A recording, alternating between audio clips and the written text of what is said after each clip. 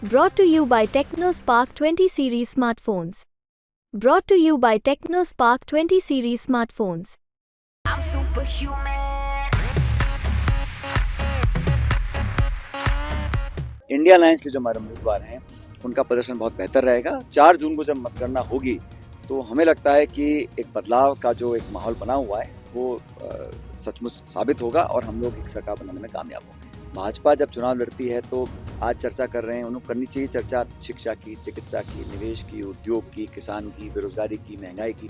वो चर्चा करते हैं मंदिर की, मस्जिद की, मंगलसूत्र की, हिंदू की, मुसलमान की। तो मुद्दों पर चुनाव लड़ा जाना चाहिए। इसलिए कांग्रेस का मैनिफेस्टो बहुत ज़्यादा चर्चित है। कोई जानता भी नहीं कि भाजपा के मैनिफेस्टो में लिखा क्या है। जनता नाउम्मीद हो चुकी है और बदलाव के मूड में है। मंडी लोकसभा क्षेत्र में है और यहाँ पर एक तरफा माहौल कांग्रेस के पक्ष में है और एक नौजवान हमारे साथी को पार्टी ने उम्मीदवार बनाया है। मुझे पूरा विश्वास है कि विक्रमादित्य भारी बहुमत से इस लोकसभा क्षेत्र जीत कर जाएंगे और हिमाचल में 4 सीटें हैं। 4 सीटों पर हमारे उम्मीदवार बढ़त बनाए हुए हैं। देश में भी आज माहौल जो है बदलाव का माहौल है और मैं बार बार कहता हूं कि जहां जहां कांग्रेस बीजेपी की सीधी टक्कर है वहां पर कांग्रेस के उम्मीदवार बेहतर परफॉर्म करेंगे, चाहे वो राजस्थान हो, मध्य प्रदेश हो, छत्तीसगढ़ हो, हरियाणा हो, उत्तराखंड, हिमाचल, हर जगह। और इंडिया अलायंस के जो हमारे उम्मीदवार हैं उनका प्रदर्शन बहुत बेहतर रहेगा। 4 जून को जब मतगणना होगी तो हमें लगता है कि एक बदलाव का जो एक माहौल बना हुआ है वो सचमुच साबित होगा और हम लोग एक सरकार बनाने में कामयाब होंगे। बात बोली जा रही है, नारा ही है और नारा रह जाएगा, क्योंकि 10 साल के शासन के बाद हर पैमाने पर सरकार अपनी परफॉर्मेंस को दिखा नहीं पा रही है।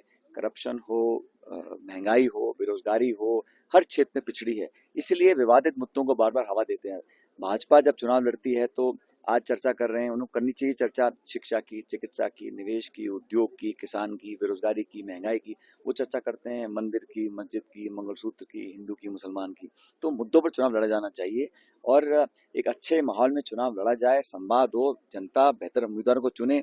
लेकिन जो मुद्दे हैं वो प्रासंगिक वो होते हैं जो जनता के जीवन को छुएं। भाजपा की कोशिश रहती है कि हमेशा एक आड़ बना के रखते हैं, पर्दे के पीछे से वो भावनात्मक मुद्दों को हवा देते हैं और जमीनी मुद्दों से दूर रहते हैं। हमारा जो मैनिफेस्टो है, चाहे 1 लाख रुपए प्रति वर्ष सबसे गरीब परिवारों को आर्थिक मदद देने की बात हो, एमएसपी पे कानून बनाने की बात हो, इन मुद्दों को जनता पसंद कर रही है। इसलिए कांग्रेस का मैनिफेस्टो बहुत ज्यादा चर्चित है। कोई जानता भी नहीं कि भाजपा के मैनिफेस्टो में लिखा क्या है। जनता नाउम्मीद हो चुकी है और बदलाव के मूड में है। इंडिया अलायंस की बात करें तो कितना ऐसा आंकड़ा मान के चल रहे हैं कि नहीं, मुझे लगता है ये तो चर्चा जो होती है ना सन 52 की, सन 65 की, सन 70 की करते हैं। 2014 से 24 जो उनको कार्यखंड का काम दिया, 10 साल का पूर्ण बहुमत की सरकार रही। आपने 10 साल में क्या किया? संविधान को संरक्षित रखने की जिम्मेदारी सब लोगों की है, लेकिन उन्हीं के वायुमंडल से ये आवाजें आती हैं कि संविधान में संशोधन या बदलाव होगा, आरक्षण पर लेकर सवाल उठते हैं और भाजपा के तमाम नेताओं को फिर खंडन करना पड़ता है। तो खंडन करने की नौबत ही क्यों आती है? क्योंकि ये चर्चा कांग्रेस ने नहीं करी, ये उन्हीं के लोगों पे, जिम्मेदार पदों पर बैठे लोगों ने बार बार इस मुद्दे को उठाया। इसलिए उन लोगों को अपनी सफाई देनी पड़ती है। कल को अपने गिरबान में झांकना चाहिए। वो स्वतंत्रता सेनानी जिन्होंने खून पसीना देकर दशकों जेलों में काटे, देश को आजादी दिलाई, देश के सेवा में सब कुछ न्यौछावर कर दिया, उन लोगों को कोसने सब क्या मिलेगा?